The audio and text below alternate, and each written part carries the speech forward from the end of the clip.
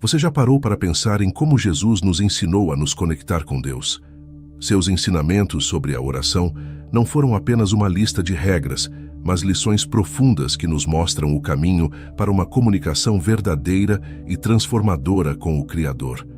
No meio de nossas rotinas agitadas, das preocupações diárias e até dos momentos de silêncio, Jesus nos deixou uma direção clara sobre como devemos nos aproximar de Deus, seja em momentos de alegria ou em tempos de angústia. Neste vídeo, você vai descobrir ensinamentos poderosos e práticos que talvez nunca tenha notado antes, mas o último é o mais importante de todos. Fique até o final, porque essa última lição vai transformar sua vida de oração e sua forma de falar com Deus como nunca imaginou. Número 1. A sinceridade no coração. Você já se sentiu preso em uma rotina de orações que parecem mecânicas, como se ao falar com Deus, as palavras saíssem automaticamente sem realmente tocar o seu coração? Esse sentimento de desconexão não é incomum, mas Jesus nos deu a chave para mudar isso. Em Mateus 6,6 ele nos diz: quando orarem, vão para o quarto, fechem a porta e orem ao seu Pai, que está em secreto. Aqui, Jesus está nos convidando a um momento íntimo, uma conversa profunda, sem distrações ou aparências. Ele nos lembra que, para nos conectarmos verdadeiramente com Deus, precisamos abandonar as máscaras e a necessidade de parecer perfeitos. O que importa não é como falamos, mas com que intenção falamos. A sinceridade diante de Deus é como a água pura que corre de uma nascente. Não precisa ser adornada, não precisa de artifícios, basta ser genuína. Quando falamos com Deus, não estamos diante de um juiz implacável, mas sim de um Pai que nos conhece mais profundamente do que nós mesmos. Então, por que tentamos esconder nossas falhas ou fingir sentimentos que não temos? A oração não é um espetáculo, não exige grandes discursos ou palavras difíceis.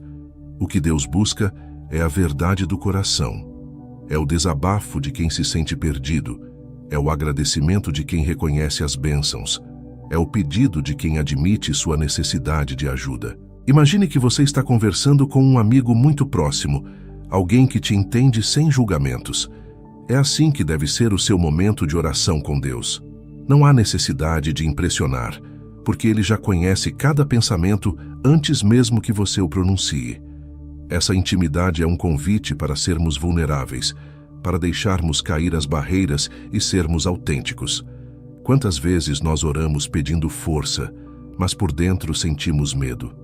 Quantas vezes dissemos estar agradecidos, mas nossos corações estavam cheios de frustração?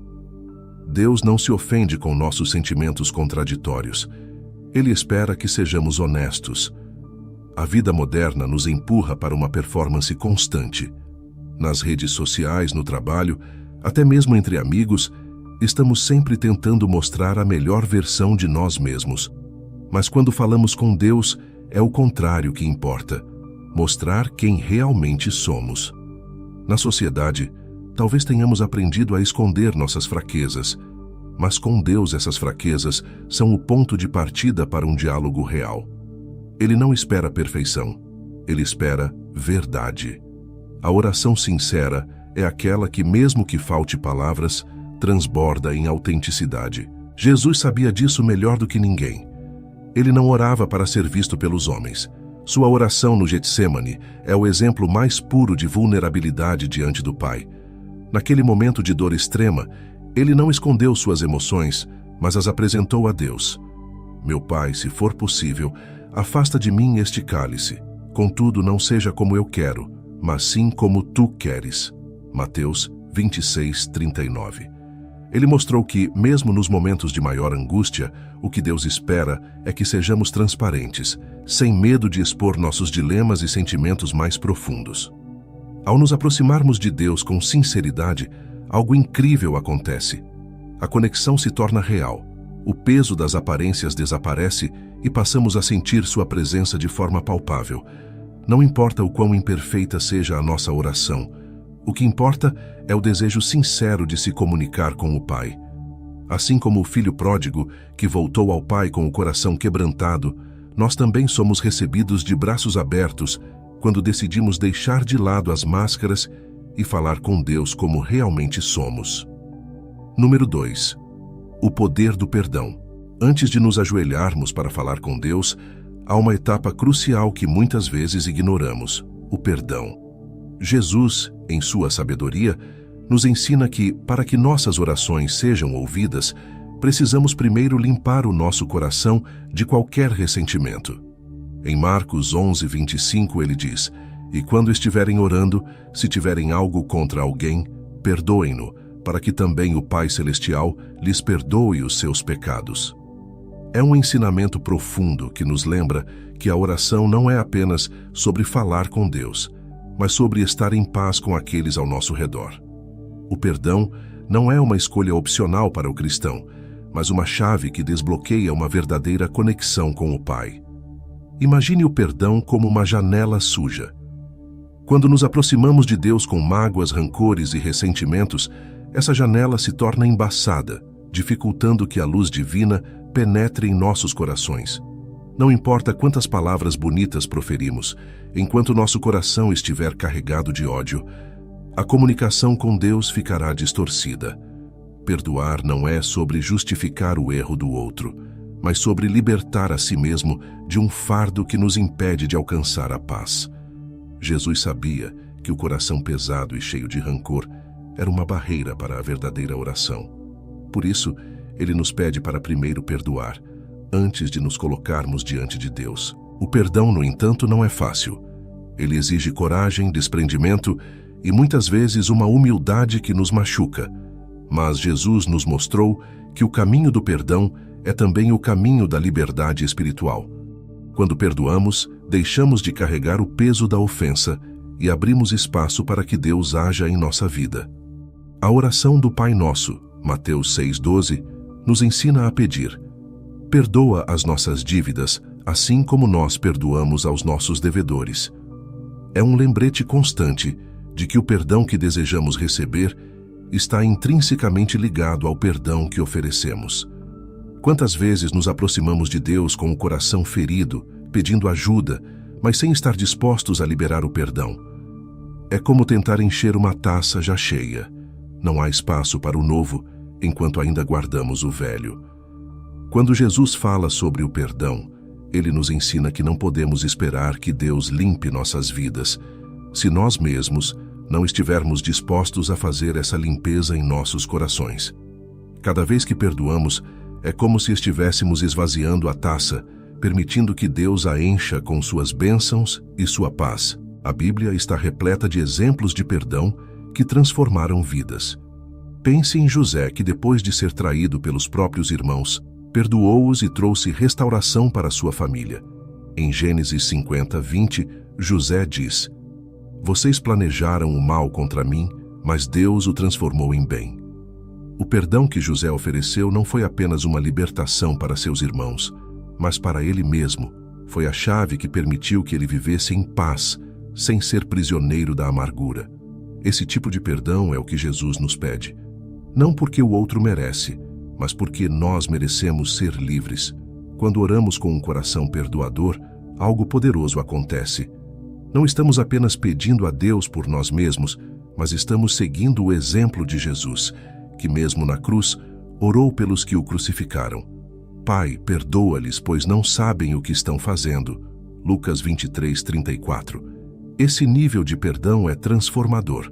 Ele não muda apenas nossas vidas, mas também o ambiente ao nosso redor.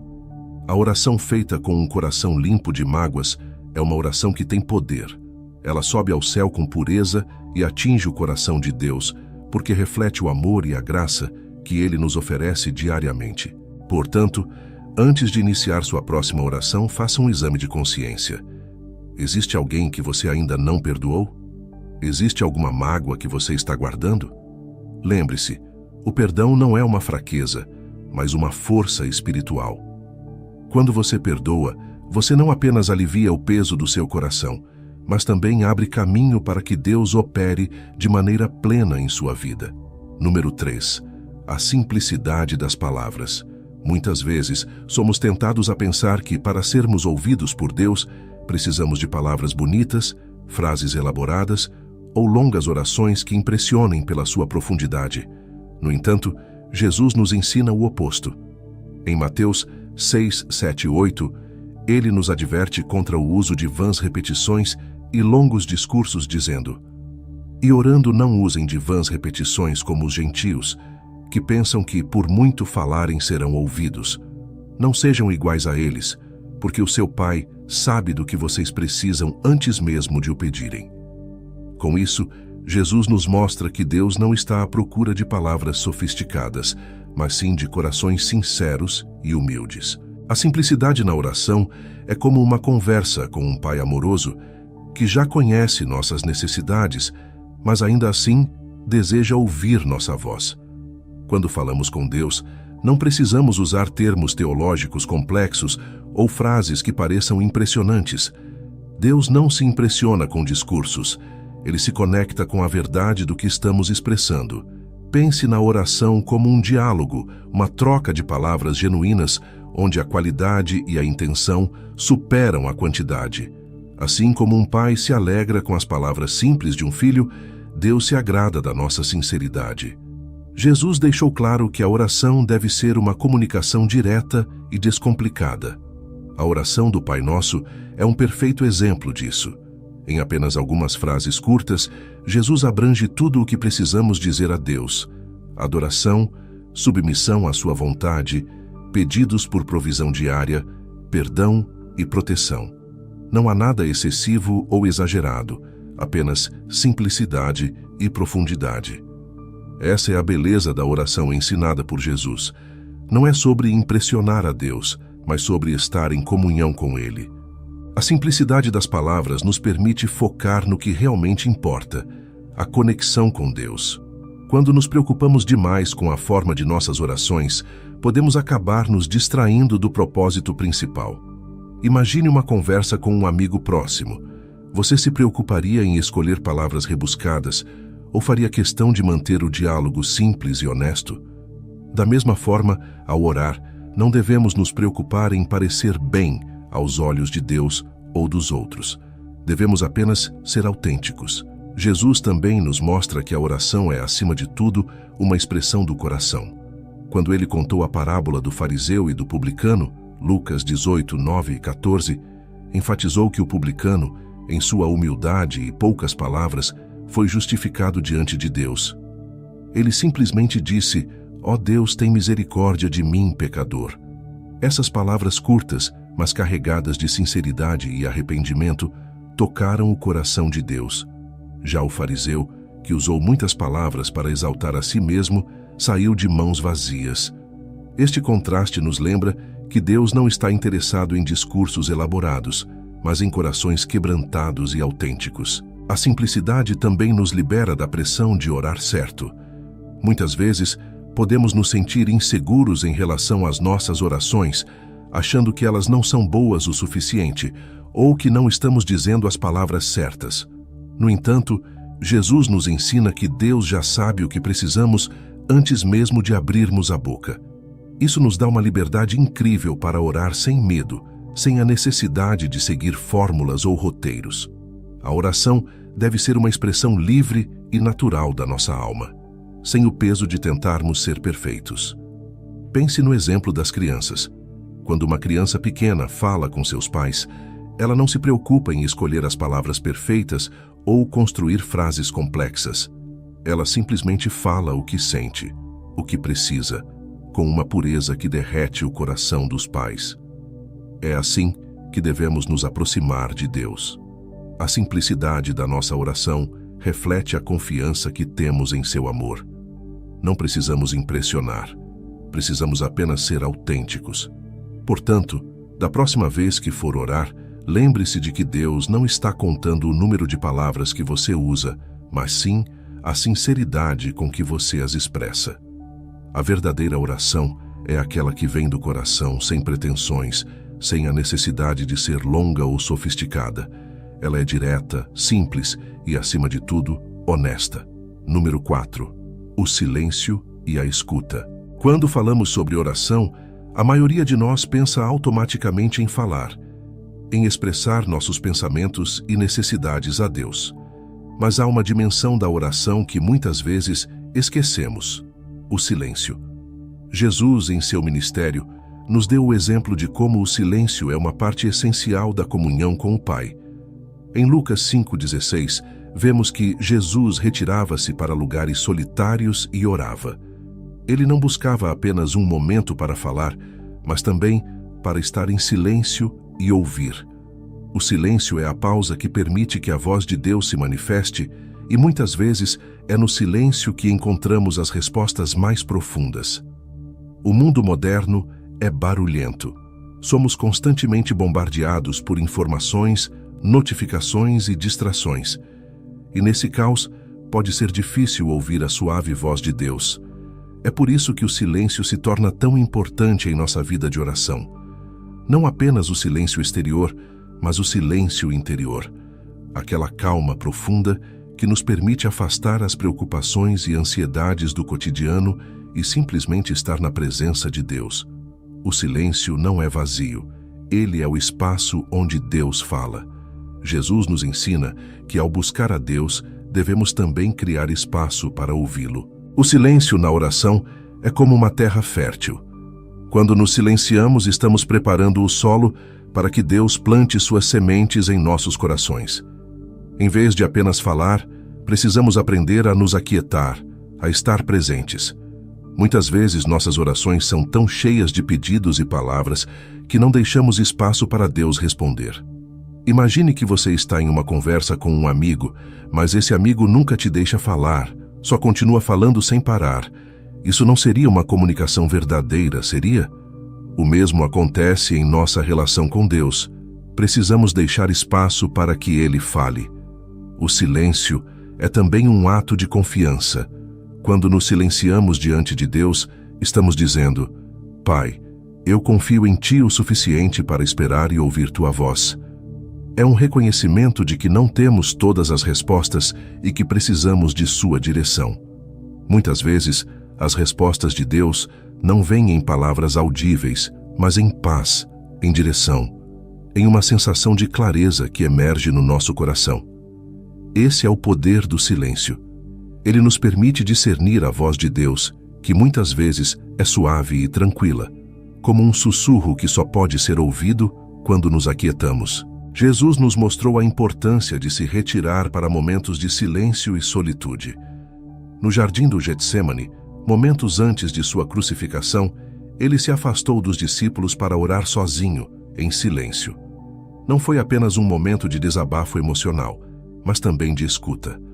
Jesus sabia que, diante do maior desafio de sua vida, precisava da direção e conforto de Deus, e é assim que devemos agir em nossa própria caminhada espiritual. Quando enfrentamos desafios, ou mesmo nas rotinas diárias, precisamos aprender a parar e ouvir. A resposta de Deus muitas vezes já está presente, mas somos nós que precisamos nos aquietar para percebê-la. Um dos maiores exemplos bíblicos de ouvir a Deus no silêncio é a história de Elias no Monte Horebe. Em 1 Reis 19, 11 e 12, Elias estava esperando uma manifestação poderosa de Deus, no vento forte, no terremoto, no fogo. Mas Deus não estava em nenhum desses elementos. Ele estava em um sussurro tranquilo.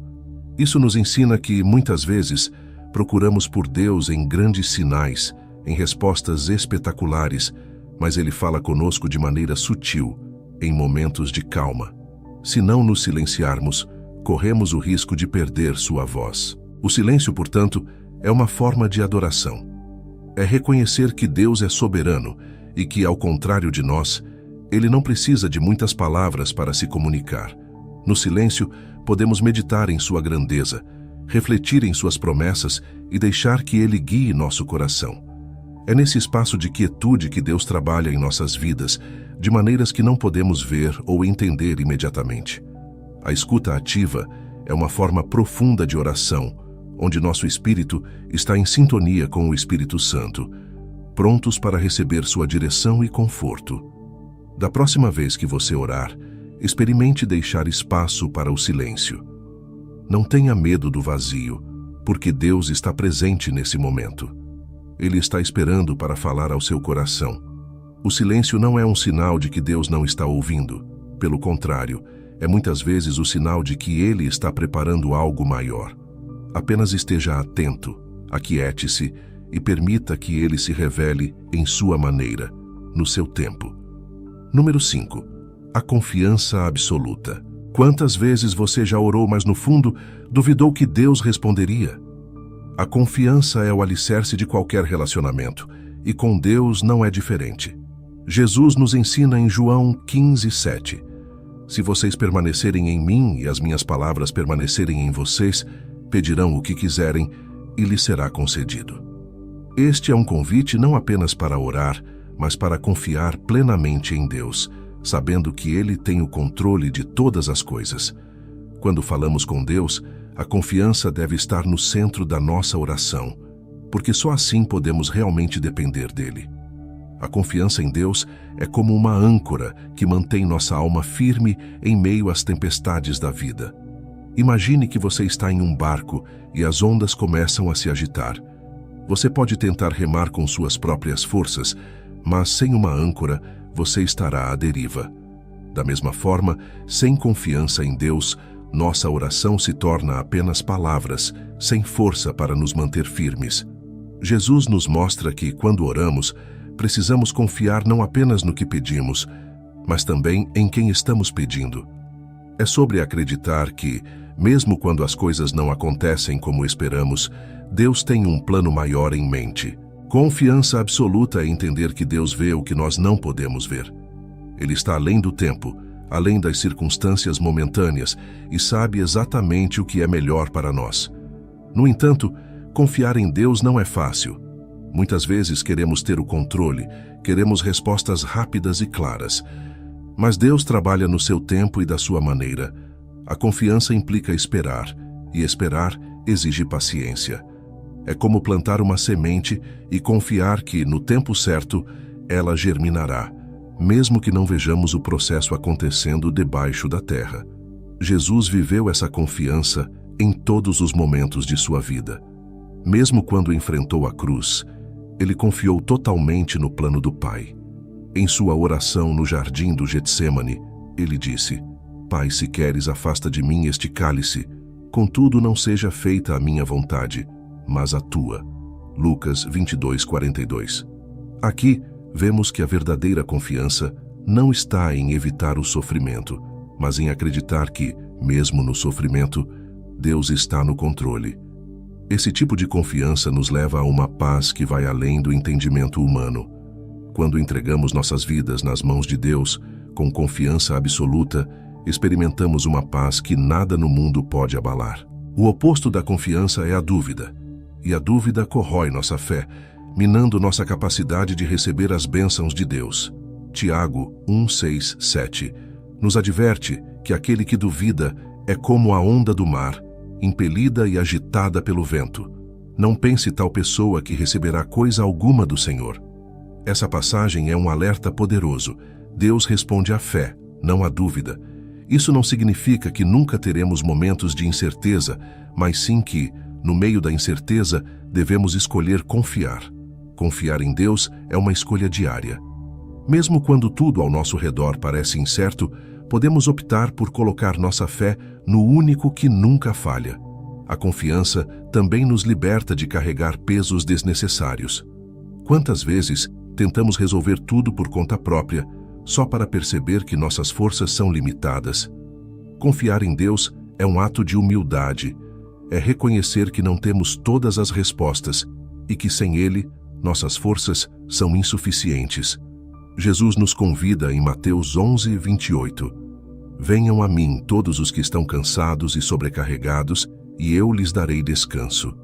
Esse é o descanso que a confiança absoluta em Deus nos oferece. Não precisamos carregar o peso do mundo nas costas. Podemos confiar que Ele está no controle de todas as coisas. Quando oramos com confiança, nossa oração se transforma. Ela não é mais apenas um pedido desesperado, mas uma conversa serena com o Pai, onde entregamos nossas preocupações e descansamos em sua providência. Isso não significa que sempre obteremos o que pedimos da forma como imaginamos, mas significa que podemos confiar que Deus responderá da maneira que for melhor para nós. A confiança é o que nos permite continuar orando, mesmo quando as respostas parecem demorar. É o que nos mantém firmes, sabendo que Deus nunca falha. Da próxima vez que você orar, pergunte a si mesmo: estou realmente confiando em Deus? Estou disposto a deixar nas mãos dele o controle da minha vida? Confiar em Deus não é apenas acreditar em suas promessas, mas viver de acordo com essa crença. Isso significa entregar nossas ansiedades, nossos medos e nossos desejos a Ele, sabendo que Ele cuidará de nós de maneira perfeita. Número 6. A oração com fé. Jesus nos deixou uma verdade inabalável. A fé é a chave que abre as portas do impossível. Em Marcos 11:24, ele declara: portanto, eu lhes digo, tudo o que vocês pedirem em oração, creiam que já o receberam, e assim sucederá. Esse ensinamento nos revela que a oração, quando feita com fé, não apenas conecta nosso coração a Deus, mas também transforma a realidade ao nosso redor. A fé, na verdade, não é simplesmente acreditar que Deus pode fazer algo, mas sim ter a convicção de que Ele já está agindo mesmo antes de vermos o resultado. A fé é como o combustível que move nossas orações. Sem ela, as palavras se tornam apenas frases vazias, mas com fé, nossas orações têm poder de verdade. É como se a oração fosse uma flecha, e a fé fosse a força que a lança em direção ao alvo. Jesus não pede uma fé perfeita ou inabalável. Ele sabe que somos humanos, sujeitos a medos e incertezas. No entanto, ele nos desafia a ter uma fé sincera, uma fé que se agarra à promessa de que Deus é fiel para cumprir sua palavra. Pense nisso. Jesus disse que se tivermos fé do tamanho de um grão de mostarda, poderemos mover montanhas. Mateus 17:20. Não é a quantidade de fé que importa, mas a autenticidade dela. O exemplo mais marcante de fé em ação nas Escrituras é a história da mulher que tocou o manto de Jesus, acreditando que seria curada. Marcos 5:25-34. Ela estava há anos sofrendo de uma hemorragia, sem solução, sem esperança. Mas no momento em que ouviu falar de Jesus, algo dentro dela mudou. Ela não fez uma grande oração, não se colocou de joelhos para pedir, mas simplesmente disse para si mesma: se eu apenas tocar em seu manto, ficarei curada. A fé dessa mulher não estava nas palavras que ela poderia dizer, mas na convicção inabalável de que Jesus tinha o poder de restaurá-la. E foi isso que a curou. Jesus a viu e disse: filha, a sua fé a curou. Vá em paz e fique livre do seu sofrimento. A fé nos faz ultrapassar barreiras que parecem intransponíveis. Muitas vezes, nossas circunstâncias nos dizem que algo é impossível. A doença, a falta de recursos, a perda, tudo isso pode nos fazer acreditar que não há saída. Mas Jesus nos ensina que a fé é mais forte do que qualquer obstáculo. Ela não depende do que nossos olhos veem, mas do que nossos corações acreditam. Quando oramos com fé, não estamos ignorando a realidade. Estamos escolhendo confiar em uma realidade maior, a realidade do reino de Deus, onde tudo é possível. O maior desafio, porém, é manter a fé viva quando as respostas não vêm no nosso tempo ou da maneira que esperamos. Às vezes, oramos por algo e parece que o céu está em silêncio. Mas é justamente nesse momento que nossa fé é testada e fortalecida. Hebreus 11:1 nos lembra: ora, a fé é a certeza daquilo que esperamos e a prova das coisas que não vemos. A fé verdadeira é aquela que persiste, mesmo quando tudo ao nosso redor diz o contrário. Ela é a ponte entre o visível e o invisível, entre o presente e o futuro. Jesus também nos ensina que a fé e a oração andam de mãos dadas com a ação. Ele nos convida a não apenas orar, mas a agir de acordo com o que acreditamos. Quando ele disse aos discípulos que poderiam mover montanhas, ele estava dizendo que, com fé, eles deveriam tomar atitudes ousadas, acreditando que Deus estaria com eles em cada passo. Da mesma forma, nossas orações com fé devem nos mover a agir com confiança, sabendo que Deus já está trabalhando nos bastidores. Não é uma fé passiva, mas uma fé ativa, que nos empurra a caminhar em direção ao que Deus tem para nós. A oração com fé nos desafia a entregar tudo nas mãos de Deus, mesmo quando a situação parece irreversível. Pense em Lázaro. Quando Jesus foi chamado por Marta e Maria, Lázaro já estava morto há 4 dias. Aos olhos humanos, a situação era impossível. No entanto, Jesus olhou para aquela situação com os olhos da fé. Ele agradeceu ao Pai antes mesmo de realizar o milagre, demonstrando que a fé confiante não precisa esperar o milagre para agradecer. Ele chamou Lázaro para fora da tumba, e o impossível se tornou realidade. João 11:1-44. A fé é a linguagem do impossível. Quando oramos com fé, estamos acessando um nível espiritual onde o que parecia estar perdido pode ser restaurado, o que parecia impossível pode se tornar realidade. Deus honra a fé daqueles que oram, confiando no seu poder e na sua bondade. Ele não está limitado pelas circunstâncias, e nossa fé, por menor que seja, pode mover montanhas quando está enraizada nele. O desafio que fica é: como você tem orado? Você tem orado com a fé que Jesus nos ensinou? A fé que não apenas espera, mas já agradece, que não apenas pede, mas já acredita? É essa fé que abre as portas do céu e traz à terra as respostas que tanto ansiamos. Número 7. A ação antes da palavra. Orar é mais do que apenas falar com Deus. É um compromisso de viver aquilo que estamos pedindo em nossas orações. Jesus nos ensina que a nossa vida deve ser um reflexo do que pedimos a Deus. Em Mateus 7:21, ele diz: Nem todo aquele que me diz, Senhor, Senhor, entrará no reino dos céus, mas apenas aquele que faz a vontade de meu Pai, que está nos céus. Aqui, Jesus nos lembra que não basta invocar o nome de Deus com palavras bonitas ou pedidos sinceros se nossas ações não acompanham nossa oração. O que pedimos deve ser refletido em nossas atitudes, decisões e modo de viver. Viver o que se ora significa alinhar nossos desejos com nossas ações. Se oramos por paciência, devemos agir com paciência em nossos relacionamentos e situações diárias. Se pedimos por mais fé, precisamos dar passos de fé em nossa vida. Muitas vezes, caímos no erro de separar o que pedimos de como vivemos.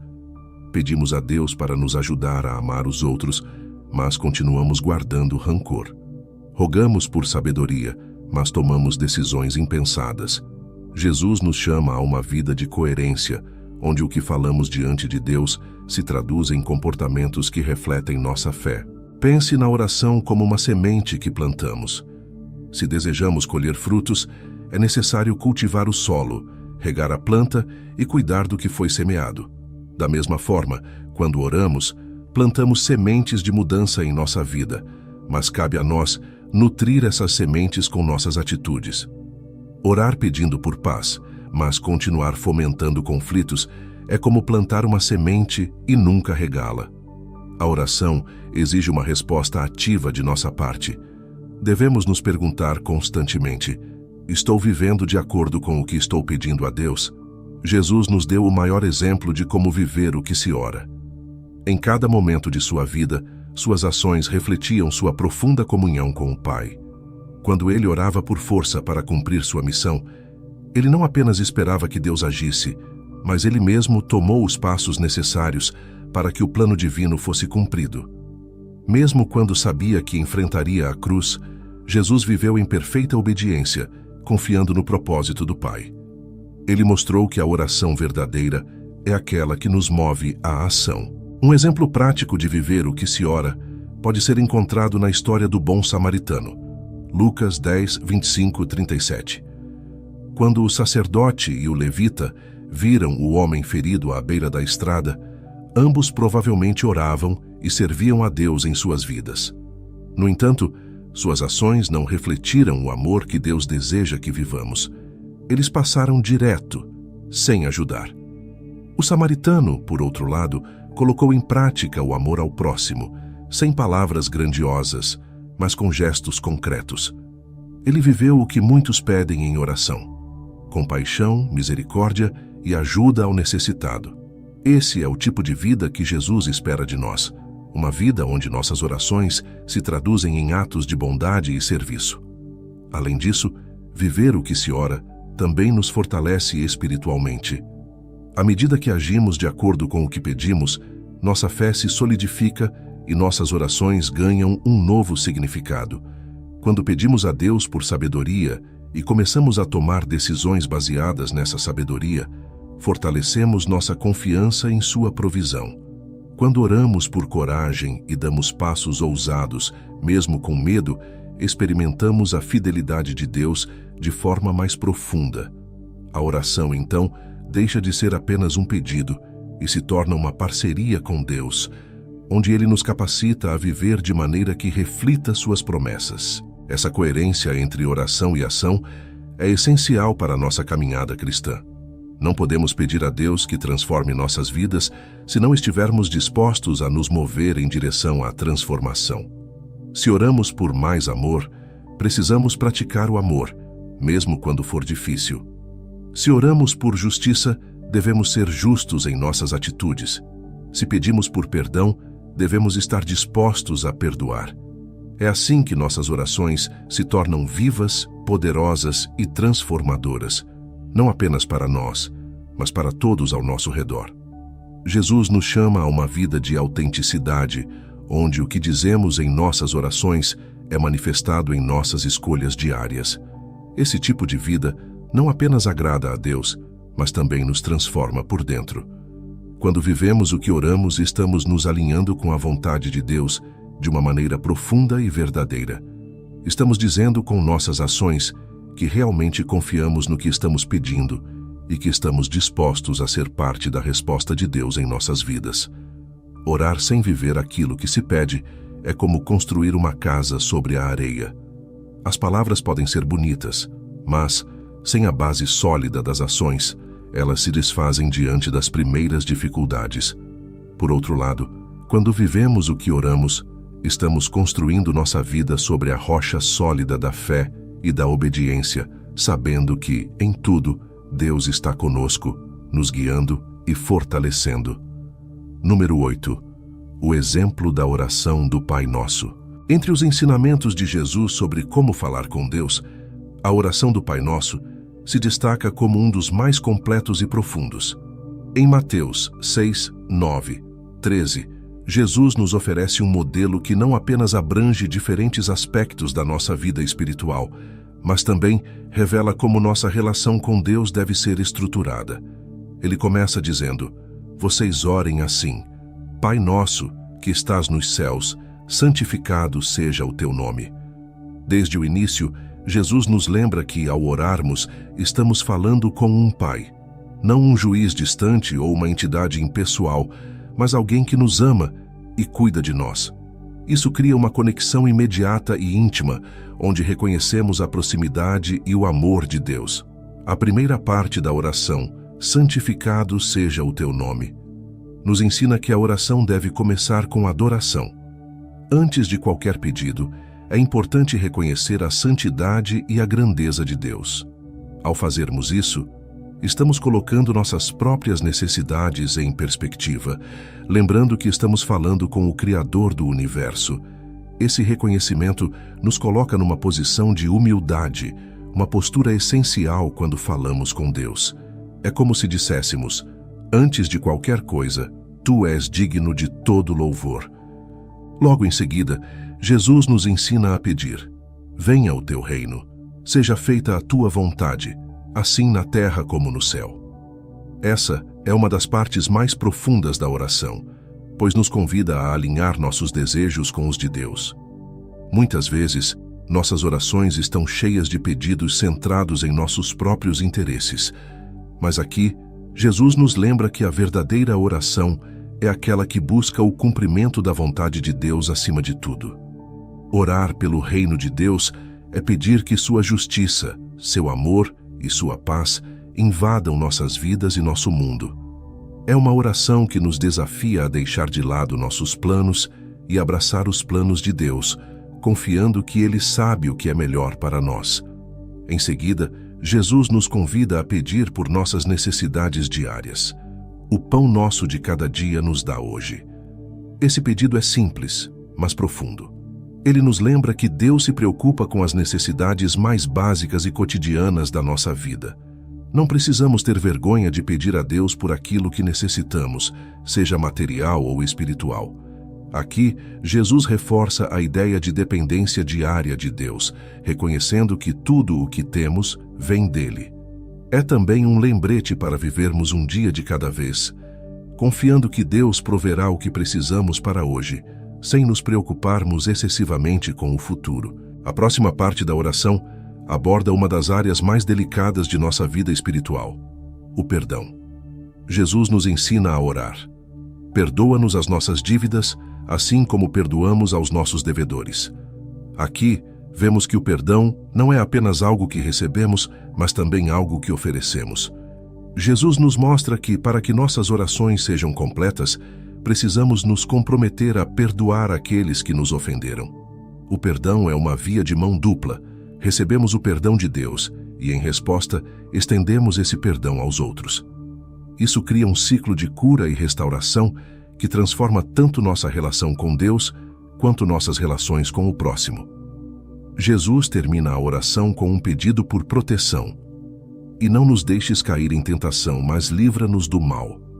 Esse é um lembrete de que, por mais fortes que possamos nos sentir espiritualmente, ainda somos vulneráveis às tentações e armadilhas do mal. A oração por proteção nos ensina a humildade, reconhecendo que, sem a ajuda de Deus, não somos capazes de resistir ao pecado. Ao pedir que Deus nos livre do mal, estamos entregando nossas fraquezas e medos a Ele, confiando que sua força nos sustentará. O Pai Nosso é muito mais do que uma simples oração a ser repetida mecanicamente. É um modelo que Jesus nos deu para que possamos entender como falar com Deus de maneira completa e profunda. Ele cobre desde a adoração, o reconhecimento da soberania de Deus, até as nossas necessidades diárias, o perdão e a proteção. Cada frase carrega uma lição espiritual que nos convida a refletir sobre a maneira como oramos e vivemos. Ao orar o Pai Nosso, devemos permitir que essas palavras moldem nosso coração e nossa perspectiva. Ele nos ensina a começar com gratidão, a buscar a vontade de Deus, a depender dele diariamente, a perdoar e a pedir proteção. Jesus nos mostrou que a oração não é apenas um monólogo, mas uma forma de alinhar nosso coração ao coração de Deus. Assim, quando usamos o Pai Nosso como modelo, nossas orações se tornam mais ricas, mais significativas e mais eficazes. Mais do que apenas um conjunto de palavras, o Pai Nosso é um convite para vivermos uma vida de constante comunicação com Deus. Cada vez que oramos essa oração, somos chamados a refletir sobre quem Deus é, quem somos diante dele e o que ele deseja fazer em nossas vidas. É uma oração que nos transforma, porque nos aproxima mais de Deus e nos molda para viver de acordo com sua vontade. Número 9. A oração em tempos de crise. Nenhum momento foi mais carregado de angústia e dor na vida de Jesus do que sua oração no jardim do Getsêmani. Ali, diante da iminência da cruz, vemos a humanidade de Jesus sendo exposta de maneira tocante. Em Mateus 26, 38 e 39, Jesus diz: "A minha alma está profundamente triste, numa tristeza mortal. Fiquem aqui e vigiem comigo." Logo em seguida, ele se afasta e em sua oração suplica: "Meu Pai, se for possível, afasta de mim este cálice. Contudo, não seja como eu quero, mas como tu queres." Aqui somos confrontados com uma das realidades mais desafiadoras da vida cristã.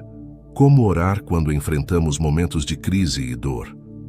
A oração de Jesus no Getsêmani nos ensina que mesmo o Filho de Deus, em sua plena divindade, não foi poupado do sofrimento.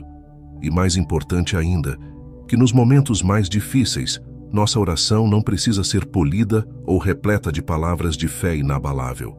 Ela pode e deve ser honesta. Jesus não escondeu sua agonia, não reprimiu sua tristeza. Ele abriu seu coração diante do Pai expressando seu desejo de ser poupado da dor, mas também sua submissão à vontade divina. Essa é uma lição vital para todos nós. Não há vergonha em expressar nossa dor a Deus. A oração em tempos de crise não precisa ser forte, ela precisa ser sincera. A angústia de Jesus reflete os momentos de nossas vidas em que tudo parece desmoronar. Aqueles momentos em que a dor é tão intensa que mal conseguimos encontrar palavras. O Getsemane nos mostra que não estamos sozinhos nesses momentos. Jesus, que conhece cada dor humana, também se ajoelhou em um jardim solitário, clamando por alívio. E assim como ele fez, podemos nos achegar a Deus em nossa vulnerabilidade, sabendo que Ele entende. Mais do que isso, o Getsemane nos ensina que, quando oramos em tempos de crise, Deus não nos abandona, mesmo que o alívio imediato não venha. O que torna a oração de Jesus no Getsemane ainda mais profunda é a disposição de Jesus em submeter seus desejos à vontade do Pai. Em um dos momentos mais angustiantes de sua vida, ele ainda confiava plenamente no plano de Deus. A frase, "Não seja como eu quero, mas como tu queres", é um ato de fé e entrega total. Muitas vezes, em nossas próprias crises, queremos desesperadamente que Deus mude a situação imediatamente. Mas o exemplo de Jesus nos ensina a entregar nossas ansiedades nas mãos de Deus, confiando que sua vontade é soberana, mesmo que não a compreendamos naquele momento. Quando oramos em tempos de crise, é natural querermos uma solução rápida. Queremos que Deus intervenha, que Ele tire a dor ou resolva o problema instantaneamente. Mas a oração no Getsemane nos mostra que, embora possamos pedir por alívio, a verdadeira essência da oração está na submissão ao plano de Deus. Isso não significa que Deus ignora nosso sofrimento. Ao contrário, Ele nos fortalece para enfrentá-lo.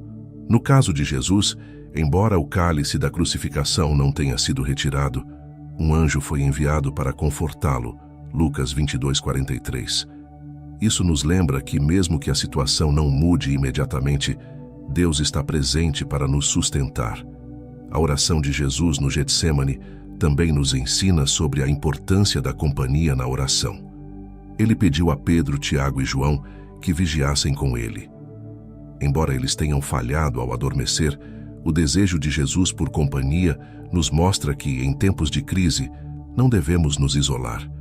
Precisamos de pessoas que estejam dispostas a orar conosco, a nos apoiar em nossa vulnerabilidade. Embora a oração seja muitas vezes um ato solitário, há momentos em que a comunhão com outros pode nos dar forças que sozinhos não encontraríamos. Assim como Jesus enfrentou o seu Getsemane, todos nós enfrentamos momentos de profunda angústia e crise em nossas vidas.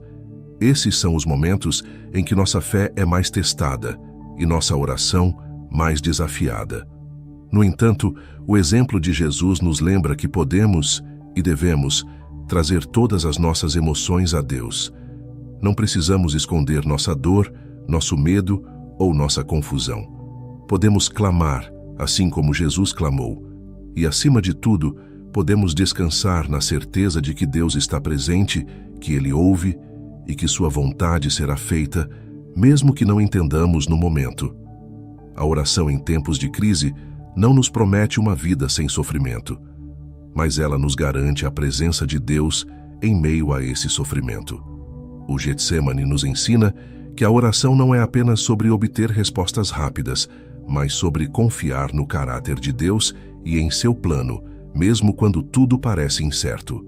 Quando enfrentamos nossos próprios jardins de angústia, podemos lembrar do exemplo de Jesus e encontrar força em saber que o mesmo Deus que esteve com ele está conosco em cada momento de dor e dúvida. Número 10.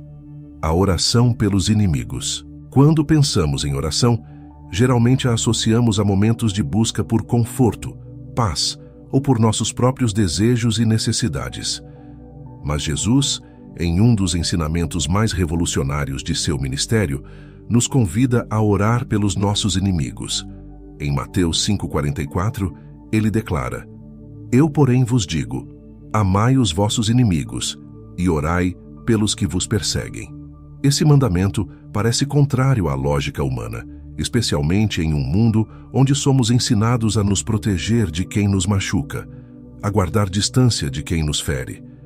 Mas o que Jesus nos ensina é algo radical. O verdadeiro poder da oração não está apenas em orar por aqueles que amamos, mas em interceder por aqueles que nos causam dor. Orar pelos inimigos é um ato profundo de transformação interior. Quando nos dispomos a levar nossos inimigos diante de Deus, algo começa a mudar dentro de nós. A mágoa, o ressentimento e o ódio que muitas vezes alimentamos são confrontados pela presença de Deus. O ato de orar por alguém que nos feriu é uma maneira de nos libertarmos das correntes da amargura. Não é apenas sobre o bem que desejamos para essa pessoa, mas sobre o bem que Deus realiza dentro de nós ao praticarmos esse tipo de oração. Jesus não nos pede para orar pelos nossos inimigos apenas para o benefício deles, mas também para a nossa própria cura. Em Lucas 23:34, vemos o exemplo mais poderoso de Jesus orando por seus inimigos. Enquanto estava na cruz, em meio à dor e à humilhação, ele clamou: Pai, perdoa-lhes, pois não sabem o que fazem. Esta oração é um dos momentos mais comoventes da Bíblia. Jesus, sendo inocente e sofrendo injustamente, escolheu interceder por aqueles que o estavam crucificando. Ele não pediu vingança, não pediu para ser livrado da dor causada por seus inimigos. Ao invés disso, ele demonstrou o mais puro amor, pedindo perdão por eles. Este exemplo de oração transcende o entendimento humano e nos ensina que o amor verdadeiro não conhece limites. Ao orarmos pelos nossos inimigos, não estamos justificando suas ações ou minimizando o mal que nos causaram. Orar pelos inimigos não é um ato de fraqueza, mas de força espiritual. É reconhecer que, apesar do que nos foi feito, escolhemos seguir o caminho de Jesus. É entender que o perdão e a oração são mais poderosos do que qualquer forma de vingança. Quando Jesus nos pede para orarmos por aqueles que nos perseguem, ele nos oferece uma alternativa à cultura de ódio e retribuição. Ele nos convida a viver em um reino onde o amor é mais forte que a dor. Orar por quem nos machuca é também um ato de confiança em Deus. Muitas vezes queremos resolver as injustiças com nossas próprias mãos, mas orar pelos nossos inimigos é entregar essa situação nas mãos de Deus. Estamos dizendo: Senhor, eu confio que Tu és justo e que farás o que é certo. Eu não quero carregar o peso dessa mágoa, por isso eu te entrego e oro por essa pessoa. Esse tipo de oração libera nosso coração para experimentar a paz que só Deus pode dar. Não se trata de esperar que nossos inimigos mudem, mas de confiar que Deus trabalhará de acordo com sua justiça e sua graça, tanto em nós quanto neles. Além disso, ao orar pelos nossos inimigos, permitimos que Deus nos use como instrumentos de reconciliação. Jesus nos chama para sermos pacificadores, Mateus 5:9, e a oração pelos nossos inimigos é um passo nessa direção. Ao invés de perpetuar ciclos de ódio e vingança, escolhemos ser canais da paz de Deus. Podemos não ver o resultado imediato dessas orações, mas Deus está sempre trabalhando. Às vezes, as orações por nossos inimigos transformam não apenas nossos corações, mas também o deles. Deus pode tocar o coração de quem nos feriu, levando-os ao arrependimento e à mudança. O desafio de orar pelos inimigos vai além das palavras. Muitas vezes é difícil até mesmo começar a orar por alguém que nos causou dor. Mas, à medida que damos esse passo, algo sobrenatural acontece. O Espírito Santo nos ajuda em nossa fraqueza, nos dando a capacidade de perdoar e de amar onde antes só havia ressentimento. Orar pelos nossos inimigos é uma forma de nos conformarmos à imagem de Cristo, de participarmos de sua natureza divina. É um ato que nos aproxima de Deus, porque demonstra que estamos dispostos a viver o Evangelho de maneira profunda e prática. O amor pelos inimigos, expresso através da oração, é uma das marcas mais poderosas de uma vida transformada por Cristo. Quando oramos por aqueles que nos feriram, estamos declarando que o amor de Deus é maior que qualquer ofensa. Estamos escolhendo seguir o exemplo de Jesus, que mesmo em seu maior momento de sofrimento, escolheu o perdão ao invés da condenação. E ao fazermos isso, não apenas nos libertamos das garras do ódio, mas também abrimos caminho para que Deus opere de maneira poderosa, tanto em nossas vidas, quanto na vida daqueles que nos causaram dor. Essa é a beleza do Evangelho. Ele nos desafia a fazer o que parece impossível aos olhos humanos, mas que se torna possível pela graça de Deus. Orar pelos nossos inimigos é um dos atos mais difíceis que podemos realizar, mas também é um dos mais libertadores. Número 11. O espírito de agradecimento. Quantas vezes nossas orações se concentram apenas em pedidos, esquecendo-se de algo fundamental, o agradecimento? Jesus nos ensina, através de sua vida e de suas palavras, que a gratidão é uma parte essencial da nossa relação com Deus. Em Lucas 17, 11 e 19, encontramos a história dos 10 leprosos que foram curados por Jesus. No entanto, apenas um deles, um samaritano, voltou para agradecer. Ao ver o homem voltando, Jesus pergunta: não foram purificados todos os 10? Onde estão os outros 9? A mensagem é clara. Deus espera de nós não apenas a oração por nossas necessidades, mas também um coração grato que reconhece suas bênçãos. O agradecimento, porém, vai além de uma simples formalidade. Ele reflete uma postura de reconhecimento contínuo de que tudo o que temos e tudo o que somos vem de Deus. É fácil orar fervorosamente quando estamos em necessidade, mas a verdadeira maturidade espiritual se revela quando também dedicamos tempo para expressar nossa gratidão, mesmo em meio às lutas. Um coração grato é um coração que compreende a soberania de Deus e a sua bondade em todas as circunstâncias. Jesus nos lembra que não basta apenas receber, é preciso voltar e agradecer. A gratidão tem o poder de mudar nossa perspectiva. Muitas vezes, estamos tão focados no que ainda não temos que esquecemos de agradecer pelo que já recebemos. Orar com gratidão transforma nossa maneira de ver a vida. Não se trata apenas de dizer obrigado a Deus, mas de cultivar um espírito de agradecimento constante, que vê as bênçãos até nas pequenas coisas. Esse tipo de gratidão nos enche de paz, porque nos lembra que Deus está no controle e já tem suprido nossas necessidades antes mesmo de pedirmos. Quando desenvolvemos o hábito de agradecer, nossa oração muda de uma lista de petições para uma profunda conexão de louvor e reconhecimento. Jesus nos deu vários exemplos de oração com gratidão. Antes de realizar o milagre da multiplicação dos pães e peixes, ele levantou os olhos ao céu e deu graças.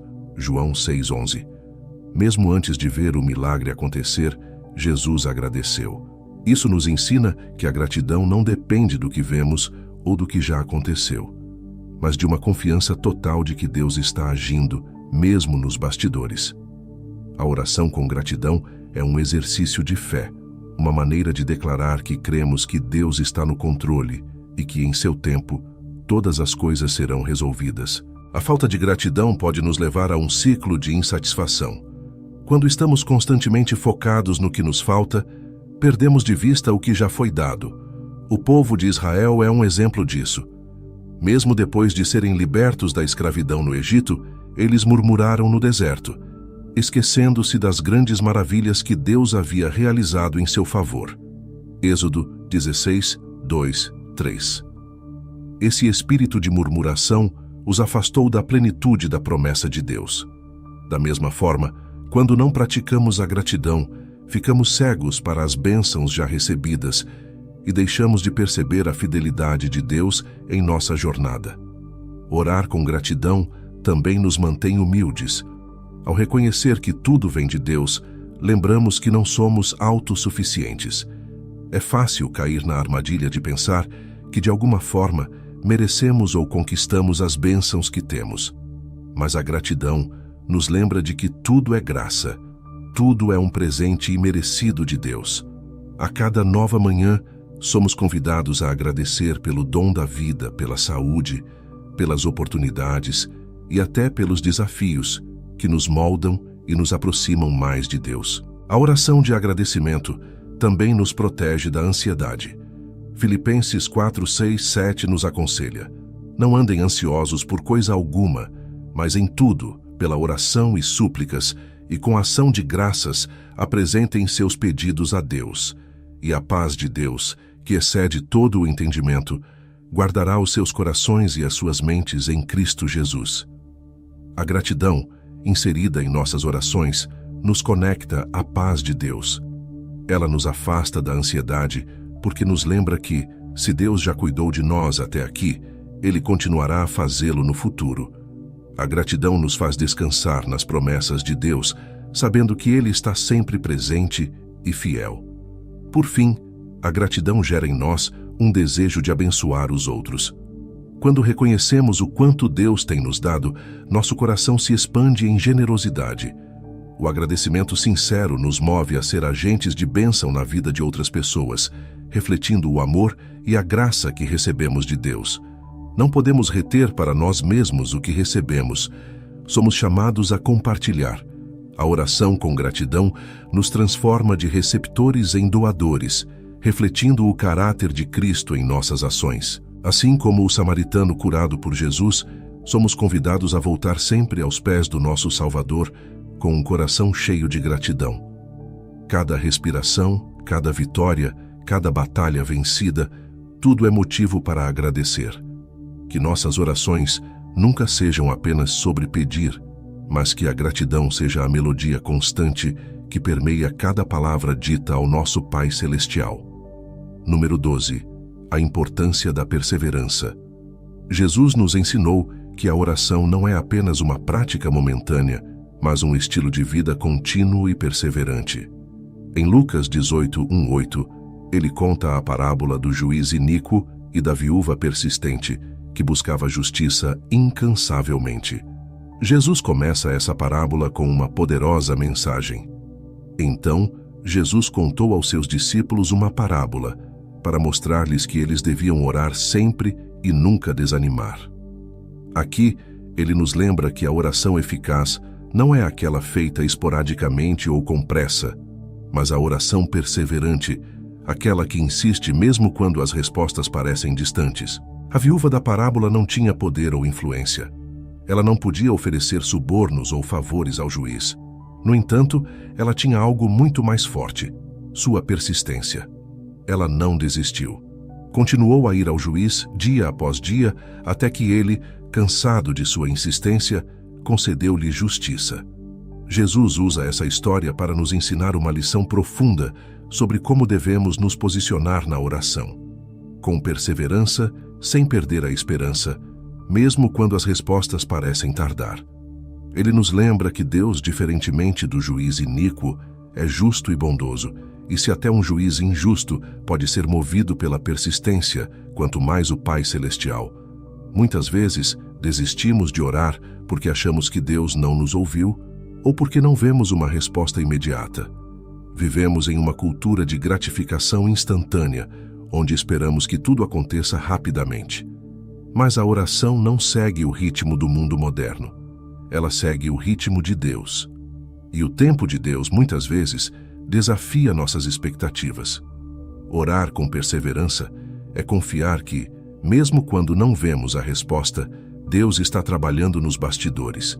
Ele está alinhando circunstâncias, moldando corações e muitas vezes preparando algo maior do que pedimos. Perseverar na oração não significa repetir mecanicamente as mesmas palavras todos os dias, mas sim manter um coração constante na busca por Deus. Cada vez que oramos, fortalecemos nossa fé, renovamos nossa esperança e reafirmamos nossa confiança em Deus. A oração perseverante molda nosso caráter, porque ela nos ensina a esperar no tempo de Deus e a confiar em seu plano, mesmo quando esse plano não é visível para nós. A persistência na oração nos faz crescer, nos aproxima mais de Deus e nos dá forças para continuar, mesmo quando tudo ao nosso redor parece dizer o contrário. Um dos maiores exemplos bíblicos de perseverança na oração é o de Daniel. Em Daniel 10, lemos que Daniel orou e jejuou por 3 semanas, sem receber resposta alguma. Mas finalmente, um anjo apareceu a ele e disse: Desde o primeiro dia em que você decidiu buscar entendimento e humilhar-se diante de Deus, suas palavras foram ouvidas. Daniel 10:12.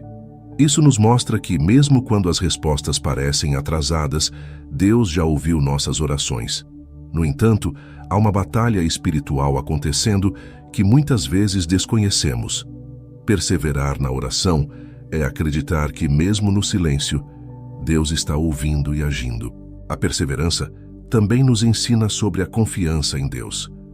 Quando oramos sem desistir, estamos dizendo: eu confio em Ti, Senhor, não importa quanto tempo leve. Essa confiança é o que sustenta nossa fé, mesmo quando as circunstâncias tentam nos desanimar. Não desistimos porque acreditamos que Deus é fiel e suas promessas são verdadeiras. Em Hebreus 10:36, somos lembrados: vocês precisam perseverar, de modo que, quando tiverem feito a vontade de Deus, recebam o que Ele prometeu. A oração perseverante nos mantém firmes na jornada, até vermos o cumprimento das promessas de Deus em nossas vidas. Além disso, a perseverança na oração não significa que Deus não nos responde. Às vezes, Ele responde de maneiras que não esperávamos ou nos dá algo melhor do que pedimos. Outras vezes, a demora na resposta serve para nos ensinar algo, nos moldar e nos preparar para o que está por vir. A oração perseverante nos ensina a ser pacientes, a confiar em que Deus vê o quadro completo e a entender que sua vontade é sempre boa, perfeita e agradável. Romanos 12:2. Perseverar é reconhecer que, independentemente do tempo, Deus continua sendo soberano e fiel. A oração contínua também revela nossa dependência de Deus. Muitas vezes, queremos respostas rápidas porque desejamos retomar o controle das situações. No entanto, quando somos chamados a esperar e a perseverar, somos forçados a admitir que não temos o controle, que dependemos completamente de Deus. E essa dependência é um dos maiores atos de fé. Quando persistimos, mostramos que nossa confiança não está nas circunstâncias ou nos resultados imediatos, mas em Deus, que é nosso Pai amoroso e provedor. Portanto, quando a resposta parecer demorada, quando o céu parecer em silêncio, continue orando. Continue buscando. Não é sobre persuadir Deus a fazer o que queremos, mas sobre permitir que a oração transforme nosso coração e nos prepare para o que Deus já está planejando. Jesus nos convida a sermos como aquela viúva persistente que, apesar das dificuldades, nunca desistiu. Ele nos ensina que, mesmo quando o tempo da resposta parece incerto, nosso papel é permanecer firmes, orando sem cessar e confiando no tempo perfeito de Deus. Perseverar na oração é um ato de fé. É continuar conversando com Deus, mesmo quando o silêncio parece prevalecer. É a certeza de que Ele está ouvindo e de que no tempo certo a resposta virá, seja da forma que esperamos ou de uma maneira que nunca imaginamos. Número 13. A oração pela vontade de Deus. Uma das maiores lições que Jesus nos ensinou sobre a oração é a importância de buscar a vontade de Deus acima de tudo. Em Mateus 6:10, parte do Pai Nosso, Ele nos orienta a orar: venha o teu reino, seja feita a tua vontade, assim na terra como no céu. Com isso, Jesus nos mostra que a verdadeira essência da oração não está em moldar Deus aos nossos desejos, mas em alinhar nossos desejos à vontade dele. Esta é, talvez, uma das orações mais difíceis de se fazer com sinceridade, pois exige uma completa rendição de nossos planos e controle. Submeter nossos planos à vontade de Deus significa abrir mão do desejo de controlar os resultados. É reconhecer que, por mais que tenhamos sonhos, aspirações e desejos, a sabedoria de Deus sempre prevalecerá sobre nossa limitada visão do futuro.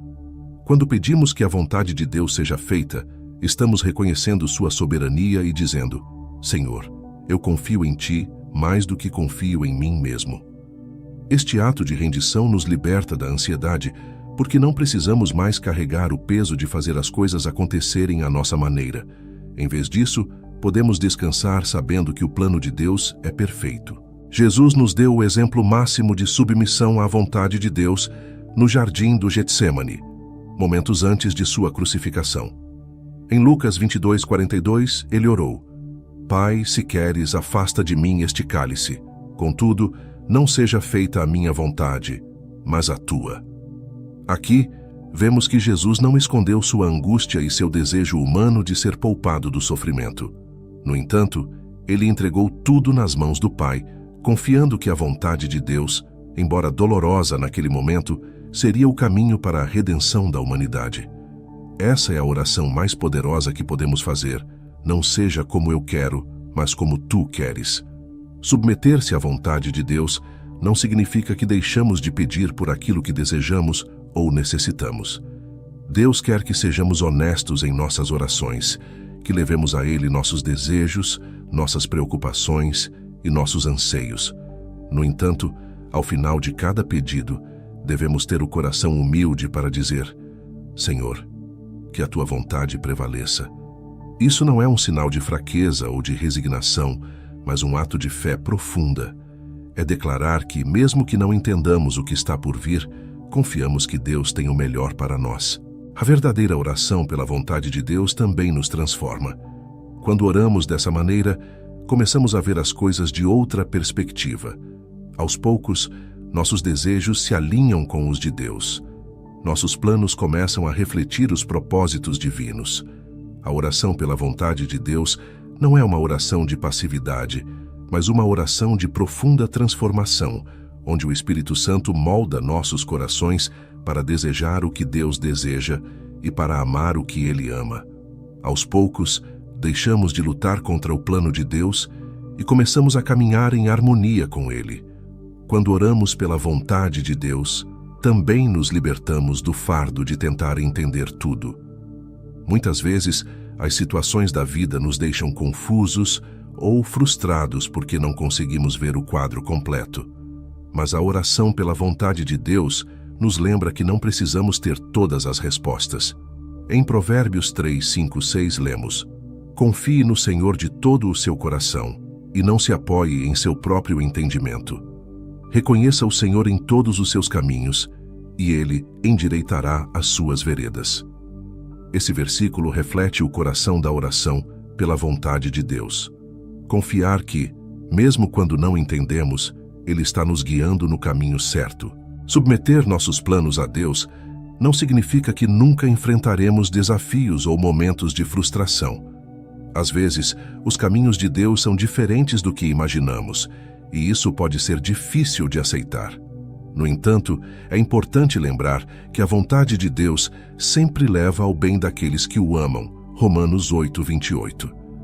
O que pode parecer um obstáculo hoje, pode, na verdade, ser a maneira de Deus nos proteger de algo maior ou de nos preparar para algo melhor.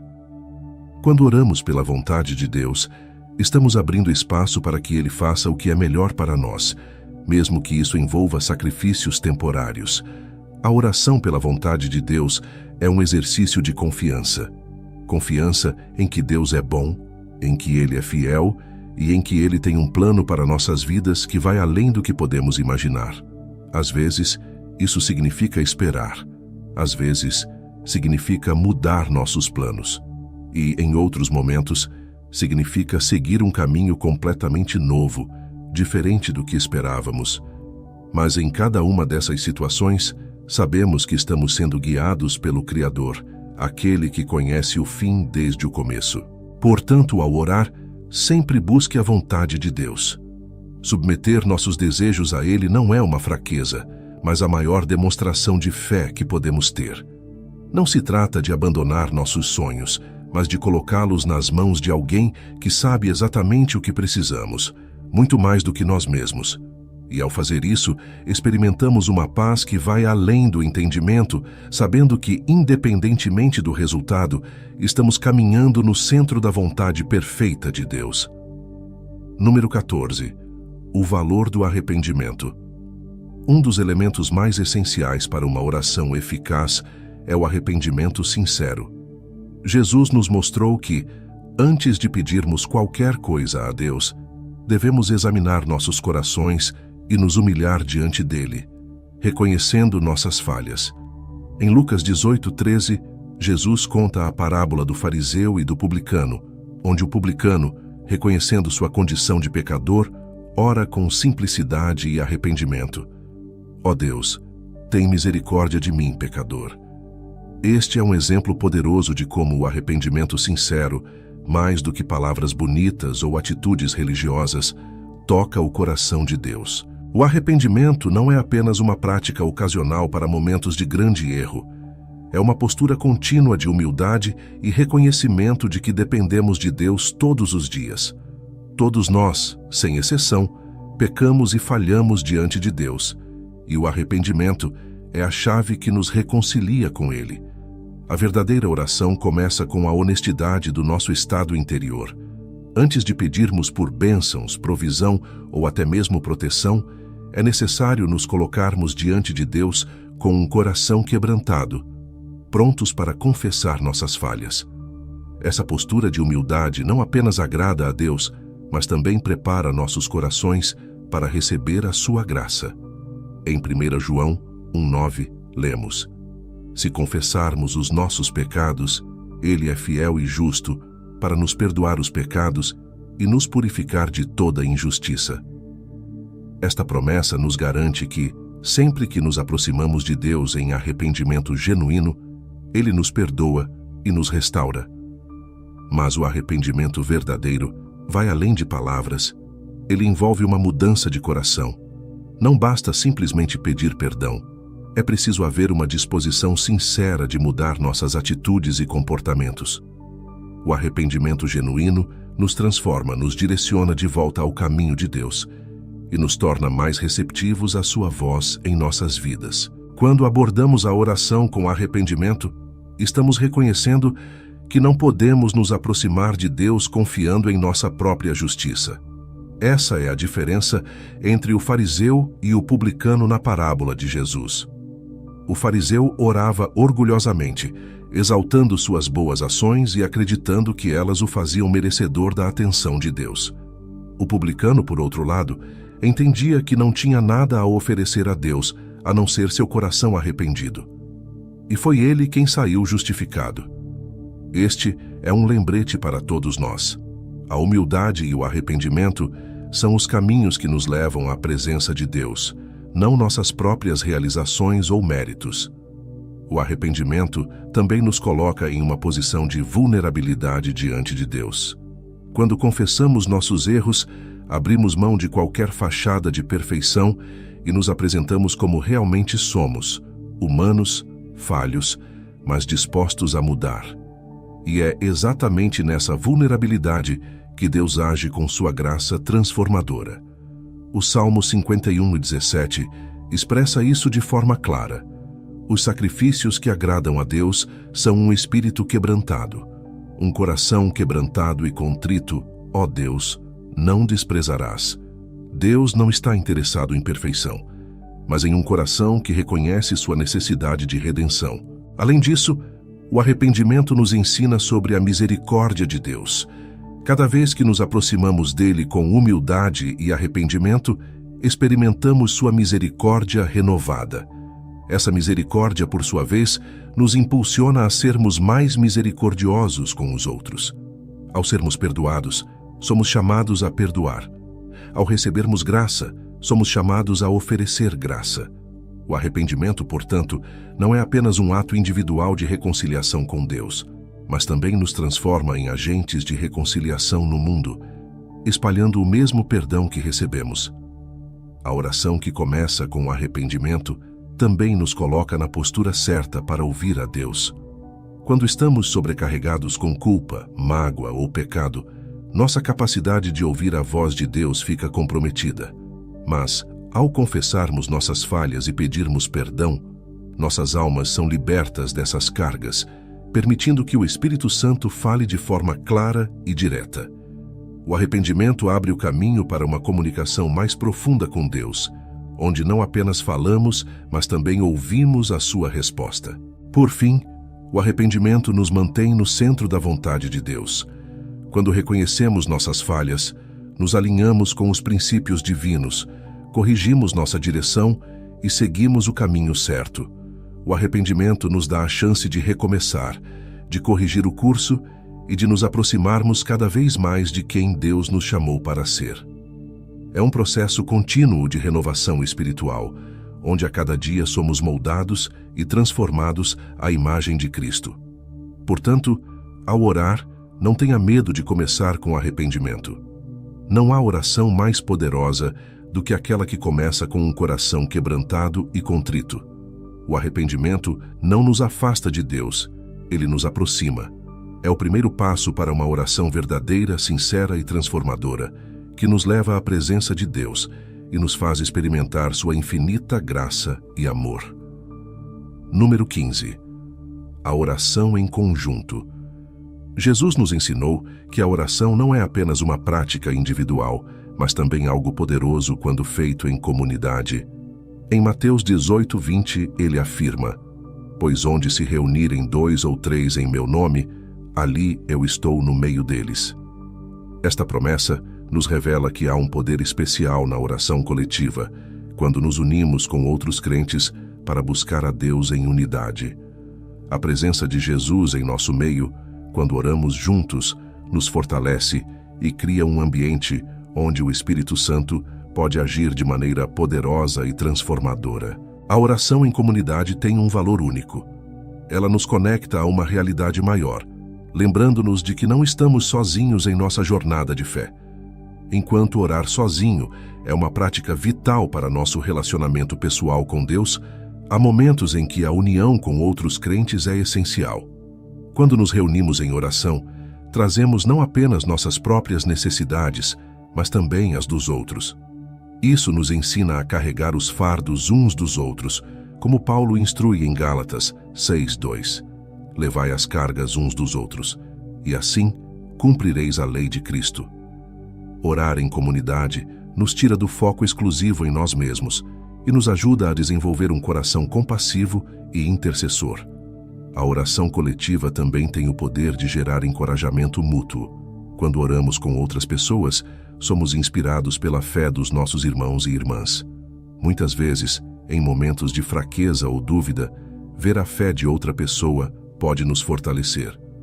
A oração em comunidade não é apenas sobre fazer pedidos a Deus, é um momento de compartilhar nossa fé, de edificar uns aos outros e de criar um ambiente onde o poder de Deus pode ser experimentado de forma tangível. Quando um crente se une a outro em oração, há uma troca espiritual, onde a fé de um alimenta a fé do outro. O livro de Atos dos Apóstolos nos dá diversos exemplos de como a oração em comunidade foi crucial para o crescimento da igreja primitiva. Em Atos 1:14, lemos que os discípulos, logo após a ascensão de Jesus, perseveravam unânimes em oração. Essa união em oração foi o prelúdio para a descida do Espírito Santo no dia de Pentecostes. Eles estavam juntos, com um só propósito, buscando a presença de Deus. Isso nos mostra que, quando o povo de Deus se reúne em oração, coisas extraordinárias acontecem. A oração comunitária não apenas une as pessoas umas às outras, mas também atrai a presença poderosa do Espírito Santo. Outro exemplo forte de oração em comunidade está em Atos 12:5, quando Pedro estava preso e a igreja orava intensamente por ele. Deus respondeu àquelas orações coletivas de forma milagrosa, enviando um anjo para libertar Pedro da prisão. Este episódio nos ensina que, quando a igreja se une em oração, há poder para mudar circunstâncias, quebrar correntes e trazer libertação. A oração comunitária move o coração de Deus e faz com que milagres aconteçam. Não subestime o poder que existe quando o povo de Deus ora em unidade. Além disso, a oração em comunidade fortalece a unidade do corpo de Cristo. Ela nos lembra que somos parte de algo maior do que nós mesmos, a Igreja de Cristo. Quando oramos juntos, estamos praticando o mandamento de Jesus de amarmos uns aos outros e de vivermos em comunhão. Em uma época em que o individualismo é exaltado, a oração coletiva é um ato contracultural que reafirma nossa dependência mútua como corpo de Cristo. Ela nos lembra de que não fomos chamados para caminhar sozinhos, mas para nos apoiar, interceder e cuidar uns dos outros. A oração em comunidade também é um testemunho poderoso para o mundo. Jesus orou para que seus seguidores fossem um, assim como ele e o Pai são um, para que o mundo pudesse crer. João 17:21. Quando o mundo vê uma igreja unida em oração, ele vê um reflexo da unidade e do amor de Deus. Nossa oração coletiva não apenas traz transformação espiritual, mas também é um testemunho vivo da fé que professamos. Ela revela que, apesar das nossas diferenças, somos um só corpo, unidos por um só espírito e um só propósito. Contudo, a oração em comunidade não anula a importância da oração individual. Ambas se complementam. Enquanto a oração pessoal nos permite uma intimidade profunda com Deus, a oração coletiva nos lembra de que fazemos parte de uma família de fé. Ela nos tira do isolamento e nos coloca em um ambiente onde a fé é fortalecida pelo apoio mútuo. Um cristão que ora sozinho é poderoso, mas um grupo de cristãos orando juntos pode mover montanhas. Portanto, se há algo que precisamos entender sobre a oração, é que ela não foi projetada para ser uma experiência solitária. Jesus nos chamou para viver em comunidade, e a oração é uma das ferramentas mais poderosas que temos para fortalecer essa comunhão. Quando 2 ou 3 se reúnem em nome de Jesus, sua presença é garantida, e onde ele está, há poder, transformação e respostas. Muito obrigado por assistir até o final. Espero que esses ensinamentos de Jesus sobre como falar com Deus tenham tocado seu coração e trazido novos insights para sua vida de oração. Se você gostou desse vídeo e quer continuar aprendendo mais, não deixe de explorar outros conteúdos no meu canal. Tem muita coisa de valor por lá que pode ajudar a aprofundar sua fé e trazer mais clareza sobre a sua caminhada espiritual. Então, se inscreva, ative o sininho para não perder nenhuma novidade e continue buscando crescer na sua relação com Deus. Nos vemos no próximo vídeo.